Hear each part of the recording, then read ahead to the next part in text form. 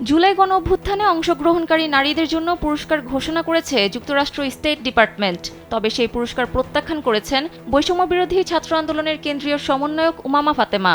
শনিবার রাতে সামাজিক যোগাযোগ মাধ্যম ফেসবুকে স্ট্যাটাস দিয়ে এ কথা জানান তিনি। ফেসবুকে স্ট্যাটাসে উমামা লিখেন, ইউএস স্টেট ডিপার্টমেন্ট কর্তৃক International Women of Courage Award 2025-এর পক্ষ থেকে জুলাই অভ্যুত্থানে নারীদের অবদানের স্বীকৃতি স্বরূপ নারী আন্দোলনকারীদের বিশেষ পুরস্কারের জন্য মনোনীত করা হয়েছে।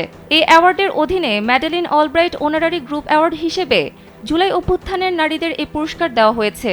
আগামী 1 এপ্রিল যুক্তরাষ্ট্রের পররাষ্ট্রমন্ত্রী মার্কো রুবিও এবং ফার্স্ট লেডি মেলানিয়া ট্রাম্প পুরস্কার প্রদান অনুষ্ঠানটি পরিচালনা করবেন।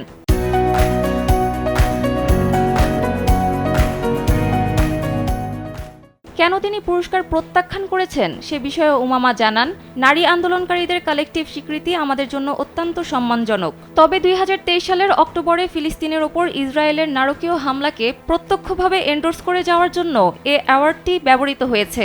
ফিলিস্তিনের স্বাধীনতা যুদ্ধকে অস্বীকার করে পুরস্কারটি ইসরায়েলের হামলাকে যে প্রক্রিয়ায় সমর্থন করেছে তা পুরস্কারের নিরপেক্ষতাকে প্রশ্নবিদ্ধ করে। তাই ফিলিস্তিনি স্বাধীনতা সংগ্রামের প্রতি সম্মান রেখে এই পুরস্কার আমি ব্যক্তিগতভাবে প্রত্যাখ্যান করলাম।